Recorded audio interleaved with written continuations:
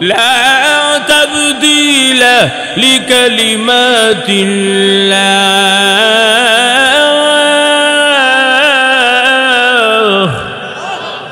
আল্লাহর কথার কোনো পরিবর্তন হতে পারে না।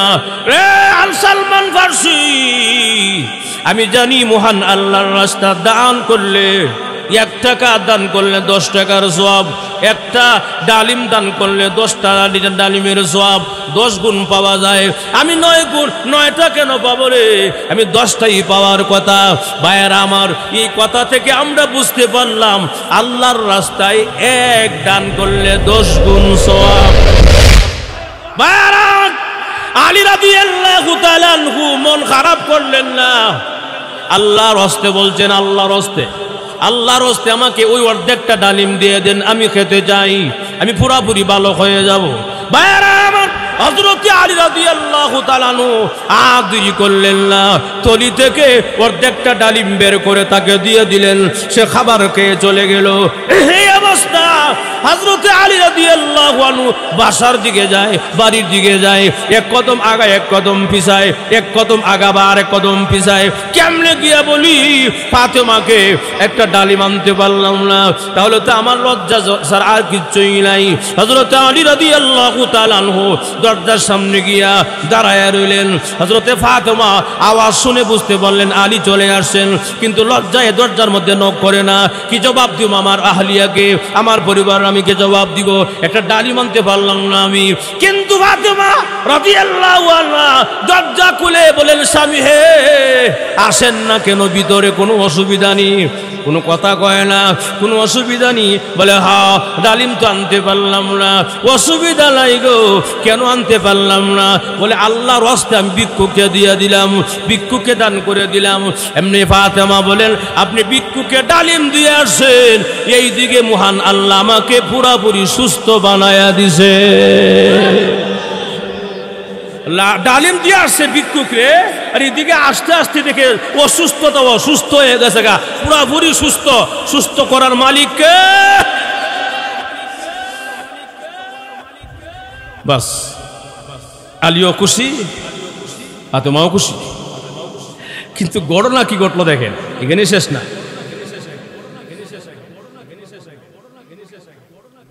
দরজার মধ্যে কিছুক্ষণ পরই একজন মুসাফির নক করতেছে, দরজা খুলেন। কে? আমি সালমান ফারসি। সুবহানাল্লাহ না, সালমান ফারসি রাসূলের সাহাবী আসছে। আলী রাদিয়াল্লাহু দরজা খুলে দিলেন। দরজা খুলে কয়, আমার মাথা থেকে বুঝাটা লামান, আমার মাথা ওজনে ফাইটে যেতেছে গা। সুবহানাল্লাহ জোরে বলেন। কি মাথা কি তোমার? মাথার মধ্যে আমার ডালিম, ডালিম। সুবহানাল্লাহ নাই। হযরত আলী রাদিয়াল্লাহু তাআলা আনহু মুস্কি মুস্কি হাসে আর কয়, 1-এ 10। সুবহানাল্লাহ। আল্লাহর রাস্তা যদি কেউ 1 টাকা দান করে 10 টাকার সওয়াব হয়ে যায়। 1 গুণ দান করলে 10 গুণের সওয়াব পাওয়া যায়। আলী আর বুঝার বাকি নাই। সালমান ফারসি রাদিয়াল্লাহু তাআলা আনহু উনি যখন নাকি মাথা থেকে বোঝাটা নামাইলেন, নামায়া বললেন, ডালিম নেন, গন্যালন 1 2। হযরতে আলী গনতেছে, কিন্তু সালমান ফারসি গনে না। আলী গনতেছে, দেখি আমার নি না আবার আর কেউ? আমার নিয়ে তুমি বুঝবা কেমনে? আমি বুঝবো, আমার একটা মাপ আছে। সুবহানাল্লাহ না। 1 2 3 4 5 6 7 8 9 9টা দি আর একটা কো। সুবহানাল্লাহ না, এটা আমার না। আমার ডালিম বলে 9টা ওর কথা না, এটা আমার না। না অন্য কোথাও মনে হয় রসুল, আল্লাহ রসুল মনে অন্য কোথাও কেউকে দিছে। আমার না ডালিম, এটা আমার হতে পারে না, আমার 9টা হবে না। কেমন ইমান দেখেন। সুবহানাল্লাহ না। কেউ একজন দিয়ে জায়গা, আরেকজন ইশারা দিলে জায়গা। বুঝলাম না, অসুবিধা দিচ্ছেন না? হ্যাঁ,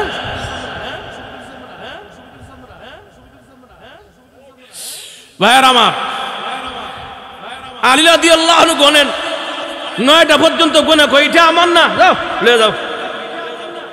সালমান ফারসি কয়, বাপ রে, তোমার যে শক্ত ইমান, নাও। আর একটা রাখছিলাম আমার বগল তলিতে, দেখি তোমার পরীক্ষা করিয়া। সুবহানাল্লাহ। আলী রাদিয়াল্লাহু তাআলা আনহু বলেন, আমাকে মহান আল্লাহ রাব্বুল আলামিন, আমার আল্লাহর কথা কোনো পরিবর্তন নাই, রাসূলের কথারও কোনো পরিবর্তন।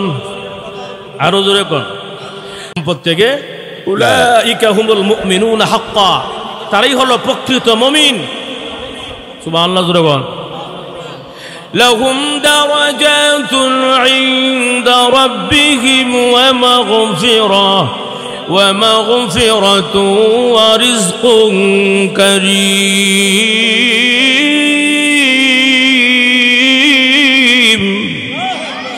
আল্লাহ বলেন লাহুম দারাজাত, তাদের জন্য তিনটা পুরস্কার আছে। এই কোয়ালিটিগুলো যাদের আছে তাদের তিনটা পুরস্কার। এক নম্বরে লাহুম দারাজাত, আমি আল্লাহ তাদের মর্যাদা বাড়াই দেব। না সুবহানাল্লাহ বলেন। আপনারা কষ্ট হইতেছে, সব বক্তার তবিয়ত কিন্তু এক না। অনেক বক্তা আছে কথা বলতেছে কোনো সারা শব্দ নাই, শ্রোতা যা আছে ঘুমায় নাকি সোজা ঘুই কোনো খবর নাই। আমার তবিয়তটা ভিন্ন। আমার সাথে আমার শ্রোতা কথা বলতে হবে, হা না বলতে হবে, ঠিক বেঠিক বলতে হবে। বলে কেন হুজুর আপনারা আমার কথা বুঝেন কিনা আমি বুঝবো কি করে, রিসিভ করতেছেন কিনা বুঝবো কি করে, যখন হা না ঠিক বলবেন। কতক্ষণ ঠিক কিনা? আমি চিল্লাইয়ে গেলাম, আপনারা ঘুমাইলেন কেমন হবে? আমরা সবাই জিন্দা না মুর্দা? মুর্দা সবাই, মুর্দা না জিন্দা? আল্লাহ সবার নেক হায়াত দান করুক, আমিন কোন। আল্লাহ বলেন লাহুম দারাজাত, এক নম্বর পুরস্কার হলো আমি আল্লাহ তাদেরকে আমার মর্যাদা বাড়ায় দেব।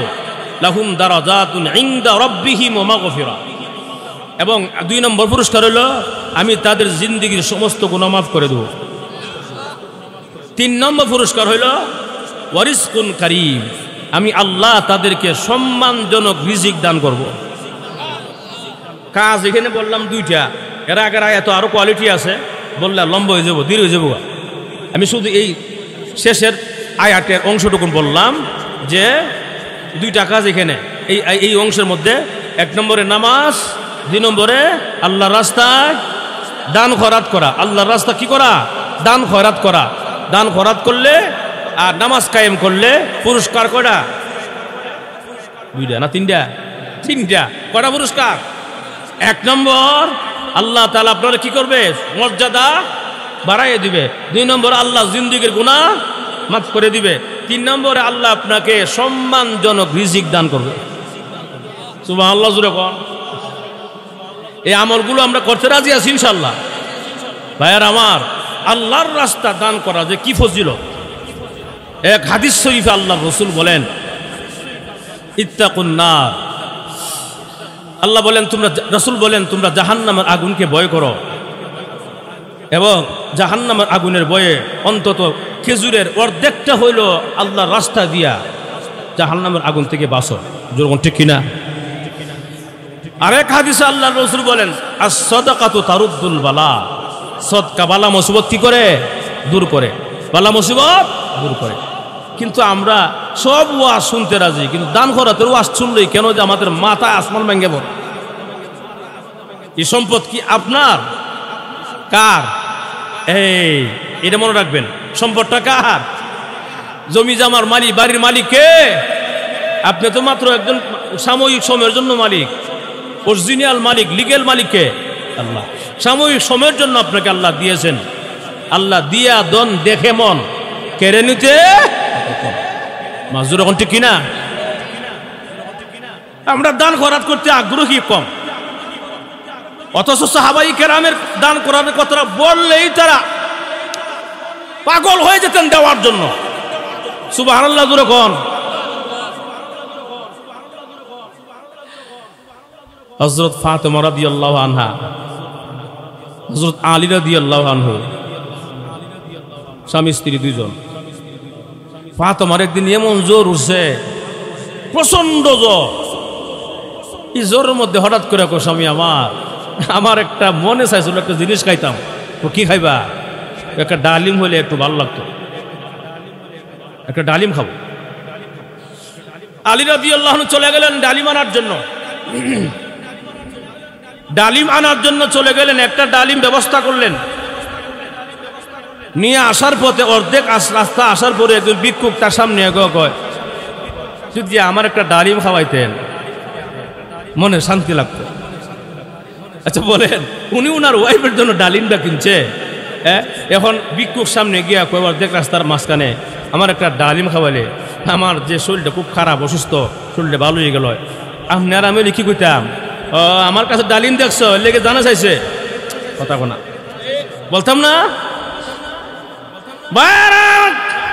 হযরত আলী রাদিয়াল্লাহু তাআলা আনহু আর দেরি করলেন না, একটা ডালিম থেকে অর্ধেকটা কেটে দিয়া বলেন, নাও তোমাকে দিলাম, অর্ধেকটা খাও, অর্ধেকটা আমার আহলিয়ার জন্য আমি নিয়ে যাব।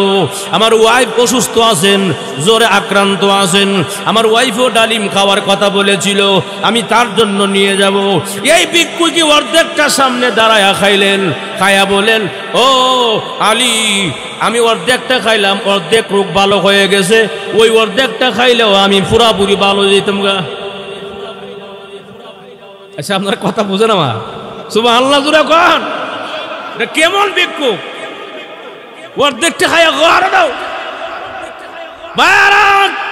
আলী রাদিয়াল্লাহু তাআলা আনহু মন খারাপ করলেন না, আল্লাহর হস্তে বলছেন, আল্লাহর হস্তে, আল্লাহর হস্তে আমাকে ওই অর্ধেকটা ডালিম দিয়ে দেন, আমি খেতে চাই, আমি পুরাপুরি ভালো হয়ে যাব। ভাইরা আমার, হযরত আলী রাদিয়াল্লাহু তাআলা আনহু আর দেরি করলেন না, থলি থেকে অর্ধেকটা ডালিম বের করে তাকে দিয়ে দিলেন, সে খাবার খেয়ে চলে গেল। এই অবস্থা হযরত আলী রাদিয়াল্লাহু আনহু বাসার দিকে যায়, বাড়ির দিকে যায়, এক কদম আগায় এক কদম পিছায়, এক কদম আগাবার এক কদম পিছায়। কেমনে গিয়া বলি ফাতেমাকে একটা ডালিম আনতে পারলাম না, তাহলে তো আমার লজ্জা স্যার আর কিচ্ছুই নাই। হযরত আলী রাদিয়াল্লাহু তাআলা আনহু দরজার সামনে গিয়া দাঁড়ায়া রইলেন। হযরতে ফাতেমা আওয়াজ শুনে বুঝতে পারলেন আলী চলে আসছেন, কিন্তু লজ্জায় দরজার মধ্যে নক করে না। কি জবাব দিব আমার আহলিয়াকে, আমার পরিবার, আমি কে জবাব দিব? একটা ডালিম আনতে পারলাম না আমি। কিন্তু ফাতেমা রাদিয়াল্লাহু আনহা দরজা খুলে বলেন, স্বামী হে, আসেন না কেন ভিতরে? কোনো অসুবিধা নেই। কোনো কথা কয় না, কোনো অসুবিধা নেই। বলে, হ্যাঁ ডালিম তো আনতে পারলাম না। অসুবিধা নাই গো, কেন আনতে পারলাম না? বলে, আল্লাহর হস্তে আমি ভিক্ষুকে দিয়ে দিলাম, ভিক্ষুকে দান করে দিলাম। এমনি ফাতেমা বলেন, আপনি ভিক্ষুকে ডালিম দিয়ে আসছেন, এই দিকে মহান আল্লাহ আমাকে পুরাপুরি সুস্থ বানায়া দিছে। ডালিম দিয়ে আসছে ভিক্ষুকে, আর এদিকে আস্তে আস্তে দেখে অসুস্থতা অসুস্থ হয়ে গেছে গা, পুরাপুরি সুস্থ। সুস্থ করার মালিককে বাস আলীও খুশি, ফাতেমাও খুশি। কিন্তু ঘটনা কি ঘটলো দেখেন, এখানে শেষ না।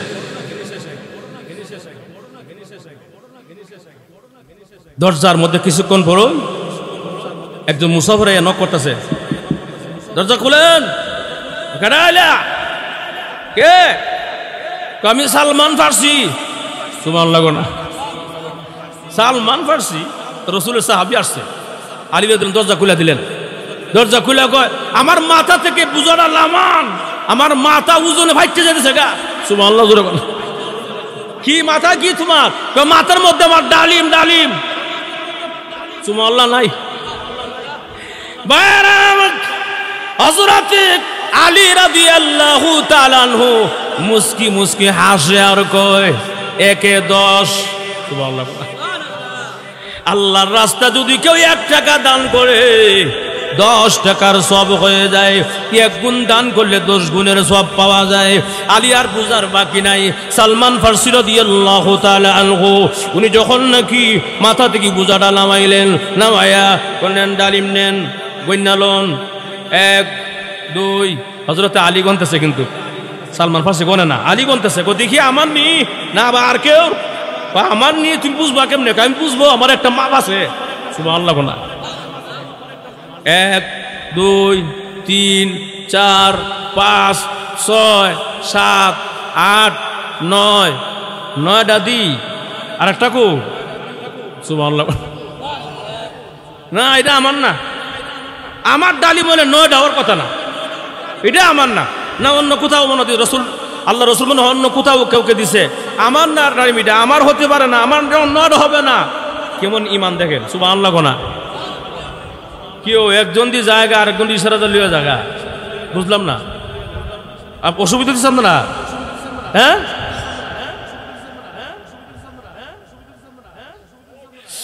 ভাইয়ার আমার, আলী রাদিয়াল্লাহু আনহু গনেন 9টা পর্যন্ত গোনা, কইটা আমার না, যাও লিয়ে যাও।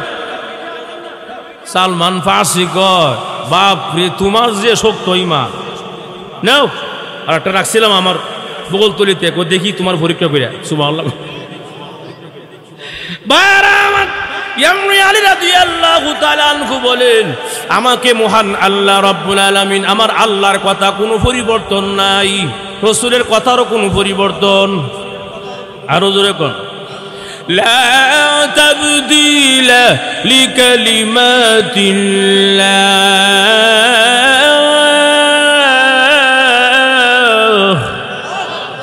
আল্লাহর কথার কোনো পরিবর্তন হতে পারে না। রে আল সালমান ফার্সি, আমি জানি মহান আল্লাহর রাস্তা দান করলে, 1 টাকা দান করলে 10 টাকার সওয়াব, একটা ডালিম দান করলে 10টা ডালিমের সওয়াব 10 গুণ পাওয়া যায়। আমি 9 গুণ, 9টা কেন পাবো রে, আমি 10টাই পাওয়ার কথা। ভাইয়েরা আমার, এই কথা থেকে আমরা বুঝতে পারলাম আল্লাহর রাস্তায় 1 দান করলে 10 গুণ সওয়াব। কয় গুণ? আরো জোরে, 10 গুণ সওয়াব। আল্লাহর রাস্তা দান করলে 10 গুণ সওয়াব। সুবহানাল্লাহ জোরে কর। ভাইয়ারা আমার, এখানে শেষ না। আল্লাহর রাসূলের একজন সাহাবী আল্লাহর নবীর দরবারে গিয়া নালিশ করলেন, ইয়া রাসূলুল্লাহ, ইয়া হাবিবাল্লাহ, আল্লাহর নবী গো, একজন সাহাবীর খেজুর গাছ আমার বাড়ির উপর দিয়া পড়ে আছে, আমি তার জন্য আমার বাড়িটা করতে পারতাছি না, ওয়াল সোজা করতে পারি না, খেজুর গাছের জন্য কাটতেও পারি না, অসুবিধা হয়। আবার এটাকে আমি ওয়াল তুলতে পারতাছি না, গড় তুলতে পারতাছি না। আকা নবীজি, এই খেজুর গাছ থেকে যখন পাকনা খেজুর পরে নিচে জোরে পড়ে যায়, এই খেজুরগুলো আমার সন্তানরা খায়, খেয়ে ফেললে এই লোকটা এসে আমার সন্তানগুলোকে মারধর করে, এমনকি যেই খেজুরগুলো আইসা মুখের মধ্যে পায়, আঙ্গুল দিয়া কুচায়া খেজুরগুলো বের করে নিয়ে যায়। আমি বাবা হয়ে সহ্য করতে পারি না। জোরে কোন সুবহানাল্লাহ। অকালবেজি, আপনি কি একটু মেহেরবানি করে এই খেজুর গাছটা আমাকে ক্রয় করে দিবেন গো? আপনি দেন না গো নবী, আমারে ক্রয় করে। বাবা হইয়া সন্তানের এমন দৃশ্য দেখে আমি সহ্য করতে পারবো না গো। আল্লাহর রাসূল বললেন, আচ্ছা তুমি বসো। এই লোকটাকে খবর দিয়ে নিয়ে আসলেন, এবং সেও রাসূলের সাহাবী, কিন্তু প্রকৃত সাহাবী নয়, মুনাফিক মার্কা। কথা বল, মুনাফিক মার্কা সাহাবী। উনি বলেন, উনাকে আনার পরে বলেন, কিরে সাহাবী, তোমার খেজুর গাছটাতে ওনার বাড়ির মধ্যে ঝুঁকে পড়ে আছে বাঁকা হইয়া, খেজুর গাছটা তুমি ওনাকে দিয়ে দাও, সৎকা করে দাও, দান করে দাও, আর না হয়তো বিক্রি করে দাও। না, আমার খেজুর গাছ আমি বিক্রি করবো না, আমার বাচ্চারাও খেজুর খেতে পছন্দ করে। বাহানা দিয়া আল্লাহ নবীর দরবার থেকে পিছন দিক দিয়া চলে গেল। মুনাফিক মার্কা। কথা বল, রাসূলের কথাকে সে অবমূল্যায়ন করলো, রাসূলের কথাকে মূল্যায়ন করে নাই। ভাইয়ের আমার, শেষ পর্যন্ত যখন নাকি এই কথা বলে চলে যায়, এমনি আল্লাহর রাসূল আরেকজন সাহাবী পাশে ছিল, তার নাম আবু দাহদা রাদিয়াল্লাহু তাআলা আনহু। উনি দৌড়ায়া ওই সাহাবীর পিছন ধরলেন, গিয়া বলেন, ও খেজুর গাছের মালিক, তোমার খেজুর গাছ আমার কাছে বিক্রি করবানি? না, যদি আমি একটা শর্ত দিই মানবা কিনা বলো? আমার একটা খেজুর গাছের বাগান আছে, একটা বাগানের মধ্যে 600 খেজুর গাছ। সুবহানাল্লাহ। একটা বাগানের মধ্যে কয়শো খেজুর গাছ? 600 খেজুর গাছ। আবার বাগানের ভিতরে একটা গড়ও আছে। কি আছে? গড় আছে, একটা জাঁকজমকপূর্ণ একটা গড়, সুন্দর গড়ও আছে। উনি বলেন, হযরত দাহদা রাদিয়াল্লাহু তাআলা আনহু উনি বলেন আমার কাছে বিক্রি করবা এই খেজুর, তোমার একটা খেজুর গাছের বিনিময়ে আমি 600 খেজুর গাছের বাগান দিয়ে দিব। না সুবহানাল্লাহ জোরে কোন। একটা খেজুর গাছের বিনিময়ে কয়টা? 600 খেজুর গাছ, আবার একটা গড় সহ ফ্রি। মাজুরে ঠিক কিনা? কয় আমার লাগে মস্কারি করো, হ্যাঁ মস্কারি করো আমার লাগে। কেন? আমার একটা খেজুর গাছ তুমি 600 খেজুর গাছ নিয়ে যাবে, আমার লাগে মস্কারি করো। দিবা কি না? দিবা তো না, ওই মস্কারি করো কেন? না মস্কারি না, সত্যি বলছি, যদি একটা খেজুর গাছ দিয়ে দাও আমি 600 খেজুর গাছের একটা বাগান, একটা ঘর সহ তোমার কাছে দিয়ে দিব। ঠিক আছে না? এখন যদি সত্যি হয়ে থাকে নাও দিলাম, ও ঠিক আছে, একটা খেজুর গাছ দিয়ে দিলাম, 600 খেজুর গাছের একটি বাগান সহ ঘর সহ নিয়ে নিলাম। সুবহানাল্লাহ বল। ভাইয়ারা আমার গভীর মনোযোগ দেন। খেজুর গাছটা ক্রয় করার সঙ্গে সঙ্গে হযরত আবু দাহদা রাদিয়াল্লাহু তাআলা আনহু আল্লাহর নবী দরবারে গিয়া হাসতে হাসতে আল্লাহ নবী দরবারে গিয়া বলেন, ইয়া রাসূলুল্লাহ, ইয়া হাবিবাল্লাহ, আল্লাহর নবী গো, খেজুর গাছটা আমি কিনে ফেলছি। সুবহানাল্লাহ বলা। গিয়া দেখে ওই লোকটা ওইখানে বসা, যে এই লোকটা বলছিল ইয়া রাসূলুল্লাহ আমার খেজুর গাছটা আপনি ক্রয় করে দেন। সাহাবীকে বুঝায় বলেন, এই লোকটাও বসা। এমনি হযরত দাহদা রাদিয়াল্লাহু তাআলা আনহু বলেন, আল্লাহর নবী গো, আমি খেজুর গাছ কিনে নিয়ে আসি, নেন গো নবী নেন। আল্লাহর রাসূল বলেন, না আরে সাহাবী, তোমার খেজুর গাছটা নিয়ে আসছে, নাও তোমার খেজুর গাছ তোমাকে দিয়ে দেওয়া হলো। হযরত দাহদা রাদিয়াল্লাহু আনহু বলেন, নাও একটা খেজুর গাছ নিয়ে নাও, আজকে থেকে এই খেজুর গাছের মালিক তুমি, খেজুরের মালিক ও তুমি, এই সব কিছুর মালিক তুমি, তোমাকে বানায়া দিলাম, কেউ কিছু বলবে না। যুরকন সুবহানাল্লাহ। এই কথা বলার পরে হযরত দাহদা রাদিয়াল্লাহু আনহু চোখের পানি এখন ছেড়ে দিয়া আল্লাহর নবীকে বলেন, আল্লাহর নবী গো, 600 খেজুর গাছ একটা বাগান, একটা খেজুর গাছের জন্য আমি দিয়া দিলাম গো নবী, আপনার ভালোবাসার মহব্বতে। সুবহানাল্লাহ। ওই মুনাফিক মার্কা সাহাবীর কাছে আপনার কথার সম্মান না থাকলেও আমার কাছে আপনার কথার মূল্য আছে গো নবী। গো নবীজি, আপনারা বলছিলেন গো নবী একটা খেজুর গাছ যদি দিয়ে দাও জান্নাতে খেজুর গাছ দেওয়া হবে। গো নবীজি, আমি দাহদা রাদিয়াল্লাহু আনহু, আমিও দাহদা, আমি যে খেজুর গাছ একটা কিনে তাকে দিয়ে দিলাম, আমিও জান্নাতে একটা খেজুর গাছ পাবো কিনা? ভাইয়ারা আমার, আল্লাহর নবী তখন সঙ্গে সঙ্গে বললেন, ও দাহদা, জান্নাতের ভিতরে তোমার জন্য মহান আল্লাহ খেজুর গাছ রেডি রাখছে।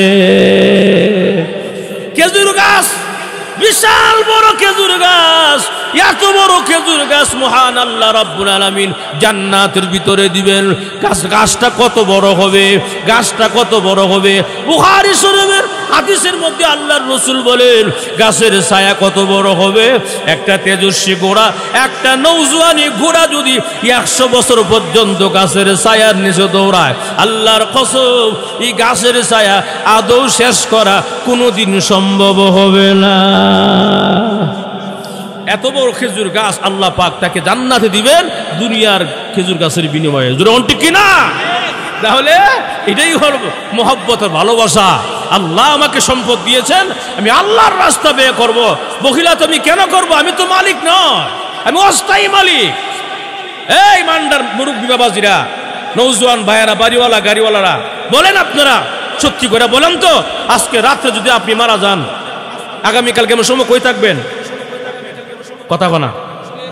আজকে রাত্রে আল্লাহ না করুক, আল্লাহ সবার হায়াত বাড়ায় দেখ, দোয়া করি, তুই আজকে রাত্রে মারা যান, আগামীকালকে রাত্রে সময় কোথায় থাকবো? কবরে। যেটা ঠিক কিনা? এত গাম জোড়া পরিশ্রমের টাকা পয়সা, মেহনত, সম্পদ, সম্পদ, সন্তানের জন্য, পরিবারের জন্য এত কষ্ট করে খরচ মানে ব্যয় করলাম, ব্যয়বহুল খরচ করলাম, সেই সন্তানটাও 3 দিন পরে ভুলে যায়। যেটা ঠিক কিনা? সব কিছু আমার রেখে যাব, আমি শুধু সাদা কাপড়টা নিয়ে দুনিয়া থেকে বিদায় হয়ে যাব, সাথে কিচ্ছু যাবে না। আপনার কি বলে আংটিটা খুলে ফেলবে, ঘড়িটাও খুলে ফেলবে, গেঞ্জিটা কেটে বের করে ফেলবে, একদম সাদা সিধা আপনাকে সাদা কাপড় পরাইয়া দুনিয়া থেকে বিদায় করে দিবে। অথচ আপনি দুনিয়াতে 3টা বাড়ির মালিক, 5টা বাড়ির মালিক, কিছুই সাথে নিলেন না, সব খালি হাত। কথা কোনা খালি হাত, যখন ঠিক কিনা, সব খালি হাত। অথচ 5টা বাড়ির মালিক কিচ্ছুই নেয় নাই। তার একবার মাত্র ভ্যান চালাইছে, রিক্সা চালাইছে, মাছ বিক্রি করছে, সবজি বিক্রি করেছে, সামান্য টুকটাক দোকানদারি করেছে, কিন্তু 5 ওয়াক্তের নামাজ পড়েছে, আখিরাত ঠিক রাখছে। এ হলো সবচেয়ে সফল মানুষ, যখন ঠিক কিনা। অতএব আল্লাহ সম্পদ দিয়েছেন, আল্লাহর সম্পদ থেকে আল্লাহর রাস্তা ব্যয় করতে গিয়ে যদি কেউ বখিলাতি করে, কৃপণতা করে, এটা অবশ্যই বুকা ছাড়া কিচ্ছু হতে পারে না। মনে রাখবেন একটা কথা, যখন আপনি আল্লাহর রাস্তা দান করবেন, যে টাকাটা 100 টাকা হোক, 1 টাকা হোক, 1 পয়সা হোক, যেটা আপনি আল্লাহর রাস্তা দান করলেন, এটা আপনার আমার। আর যদি মনে করেন যে ওটা নিষেধ, সবাই বসো এখন, আল্লাহর রাস্তা 1 টাকা দান করলেন, বা আপনি 1 লক্ষ টাকা দান করলেন, 1 লক্ষ টাকা দান করে আপনি মৃত্যুবরণ করলেন, 1 লক্ষ টাকা যে দান করে চলে গেলেন, এটা আপনার আখিরাতের অ্যাকাউন্টে জমা আছে, এটা কিন্তু আপনি পাবেন 100%, কোনো সন্দেহ নাই, যখন ঠিক কিনা, এটা আপনি পাবেন। কারণ দুনিয়ার অ্যাকাউন্টটা ডাচ বাংলা ব্যাংক বলেন, ইসলামিক ব্যাংক বলেন, আল আরাফা ব্যাংক বলেন, ঢাকা ব্যাংক বলেন, যেই কোনো ব্যাংক হোক না কেন, আপনার ইন্তিকাল করার পরই ভাগাভাগি আরম্ভ হয়ে যায়, বন্টন আরম্ভ হয়ে যায়। কিন্তু আখিরাতের অ্যাকাউন্টে যা রাখবেন, একটাও কেউ নেওয়ার অধিকার নাই, সমস্ত অ্যাকাউন্টের সমস্ত মালিক আপনি। যখন ঠিক কিনা ভাইয়ার আমার, এই জন্য বখিলাতি করা যাবে না, আল্লাহ রাস্তা দিব। আল্লাহ বলেছেন ওয়াইনফিকু মিম্মা রাযাকনাহুম, আল্লাহ বলেছেন যারা আমার রাস্তা খরচ করবে, ব্যয় করবে আমার দেওয়া সম্পদ থেকে, অবশ্যই তাদেরকে 3টা পুরস্কার। 1 নম্বরে আল্লাহ বলেন আমি আল্লাহ পাক রব্বুল আলামিন তাদেরকে মর্যাদা বাড়াইয়া দিব। 2 নম্বরে বলেন আমি তাদেরকে মাফ করে দিব। 3 নম্বরে আমি আল্লাহ তাদেরকে সম্মানজনক রিজিক দিব। সুবহানাল্লাহ। এই 3টা পুরস্কার পাইতে রাজি আছেন ইনশাআল্লাহ? রাজি আছেন ইনশাআল্লাহ? কেউ উঠবেন না ইনশাআল্লাহ।